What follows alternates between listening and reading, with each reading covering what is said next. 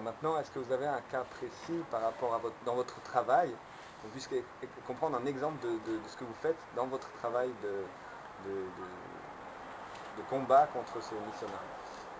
Donc le combat, il y a beaucoup d'aspects dans ce combat. Déjà, il y a tout un aspect qui est explicatif, expliquer aux gens de quoi ils retournent pour éviter que les gens tombent dans le panneau. Et donc beaucoup de publicité, d'intervention à la radio, dans la presse. Euh, Ensuite, il y a un travail donc de renseignement, de se renseigner sur les actions et les activités des sectes, où est-ce qu'ils se trouvent, qu'est-ce qu'ils font, à quel moment, pour essayer, de les empêcher de faire ce qu'ils veulent faire, et deux, d'être au courant pour pouvoir récupérer donc les juifs qui sont déjà tombés dans le panneau ou qui sont à la limite de tomber dans leur piège. Et un travail de renseignement donc, qui est fait par des gens qui infiltrent souvent les sectes aussi, qui est un travail qui est très intéressant, que j'ai fait pendant 7 ans. Carrément. Et voilà. Déguisé en...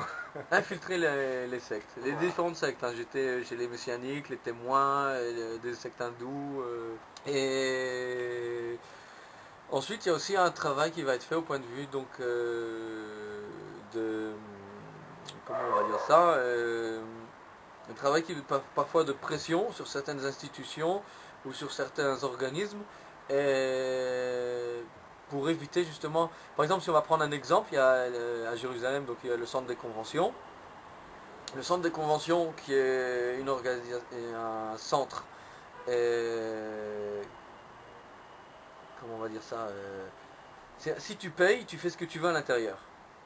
Voilà, donc c'est clair, si demain je veux faire un truc là-bas, ils n'ont aucun problème, si je mets l'argent sur la table, je peux faire ce que je veux là-bas, je peux faire une rencontre, un rassemblement, tout ce que je veux. Donc les sectes viennent, ils mettent l'argent sur la table, donc eux aussi ils peuvent faire, on est en démocratie, chacun peut faire ce qu'il veut. Donc on a essayé de parler aux juifs qui est à la neshama de certaines personnes en leur disant, tu sais... le centre des conventions, il s'appelle Binyané Haouma. Le centre du peuple. Ouais. Du peuple. Binyané Haouma, le centre du peuple. De quel peuple il s'agit quand on voit qu'à l'intérieur du Binyané Haouma, on va mettre une baignoire, on va convertir des juifs, ou alors on va inciter les juifs à parler contre le judaïsme et les inciter à changer de religion dans différentes religions, etc. Comment c'est possible que vous laissez faire ça? Alors ils ont dit clairement, nous, notre but c'est de gagner de l'argent. C'est un business, c'est ce qu'on fait. Donc chacun, il vient, il met l'argent sur la table, il fait ce qu'il veut, quoi. C'est pas notre problème. Tant que c'est dans le cadre de la loi, on n'a aucun problème avec ça. Alors on leur explique, écoutez, c'est dommage, parce que si c'est un truc que l'argent, vous allez comprendre ce que c'est que l'argent. Si vous voulez pas arrêter, et c'est dommage, parce que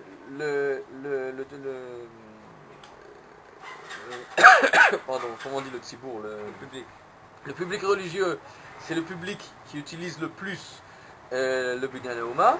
On leur a dit, si on arrête, vous allez couler. Et ils n'ont pas cru qu'on allait le faire, et on l'a fait. Donc c'est-à-dire les rabbinim de tous les mouvements religieux, de ultra-orthodoxes jusqu'au mouvement Dati Leumi, moins orthodoxe, etc., ont décidé de plus rien faire là-bas. En quelques mois, il y a des dizaines et des dizaines de rassemblements, de manifestations qui se sont annulés. Ils ont commencé à couler au point de vue financier. Donc ils sont venus, ils ont dit ok, on accepte vos conditions. Donc il y a un moyen aussi de faire pression sur certaines organisations pour pouvoir justement empêcher ces sectes d'agir. Alors, qu'est-ce que devient le juif une fois qu'il est converti? Il reste dans la secte, qu'est-ce qu'il fait? Quand un juif rentre dans une secte, dans la plupart des sectes, on lui pompe son argent, déjà. Et quand on arrive à des niveaux où on n'a plus rien à prendre, donc on va lui rendre service, on va lui dire bon, on voit que tu peux plus payer les cours ou tu peux plus payer ceci ou cela, donc on va t'aider, on va te donner un travail qui va permettre de financer ton avancement spirituel. Donc il va devenir en réalité un esclave, mais volontairement. Et il va rentrer dans un système où il va même pas se rendre compte qu'en réalité on se sert de lui. Et il va même être reconnaissant pour le bien qu'ils lui ont fait, qui lui ont permis de travailler pour pouvoir continuer à financer son avancement spirituel. Et c'est une exploitation totale de la personne. Donc déjà la personne est escroquée, exploitée, on va lui faire couper les ponts avec sa famille, ses amis, les personnes qui vont l'empêcher d'avancer de façon spirituelle. Et on va retrouver des cas de personnes qui n'ont pas vu leurs enfants depuis des années et qui ne connaissent même pas leurs petits-enfants, qui n'ont des familles complètement brisées, complètement cassées. Et c'est le cas de la plupart des sectes, si ce n'est de toutes. Vous avez une idée à peu près du nombre approximatif de juifs qui sont dans les sectes aujourd'hui? Il existe des dizaines de milliers d'Israéliens qui se trouvent dans des sectes.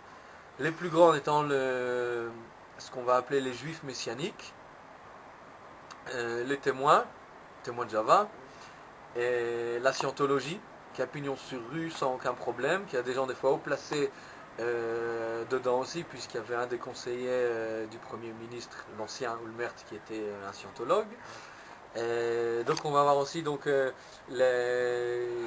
l'ingérence parfois dans les affaires politiques, etc., pour pouvoir laisser faire et ne pas réagir. Je vais donner l'exemple d'une femme qui a subi des violences conjugales de la part de son mari, qui a été vraiment à tous les niveaux, est devenue moins que rien aux yeux de son mari, et les coups qu'elle a reçus.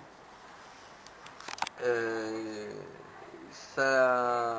le soutien qu'on a donné à son mari l'a totalement déstabilisée. Elle a commencé à avoir des questions sur la religion où elle était, enfin sur la secte dans laquelle elle était. Donc elle a commencé à chercher sur internet pourquoi il y a des gens qui s'opposent à eux.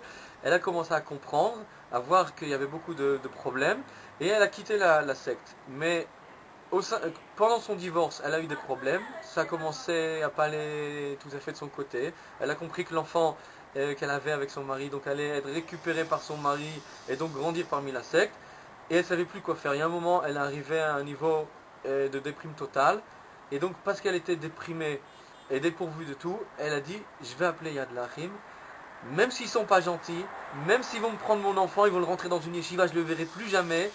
Je vais le faire parce que je préfère qu'ils le prennent et il soit dans une yeshiva et que je ne le vois plus, qu'il soit plutôt dans cette secte avec mon mari.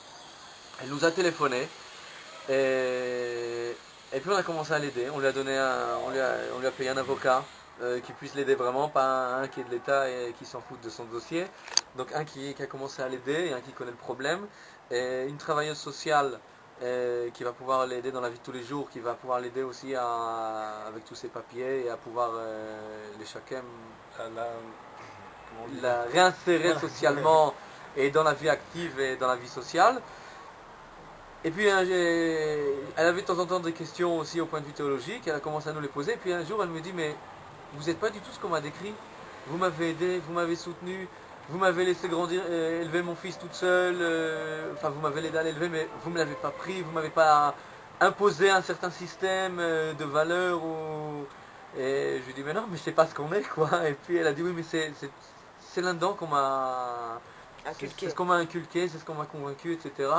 Mais ils vous ont complètement cassé, si j'avais su avant, etc., etc. Donc on lui a expliqué que c'est aussi un système, aussi une des manipulations de la secte, justement pour empêcher les gens de revenir à la vie normale et d'avoir un contact avec nous. Et donc bon, Hachem, aujourd'hui l'enfant il est chez elle et il est aujourd'hui dans une école religieuse. Et puis voilà quoi.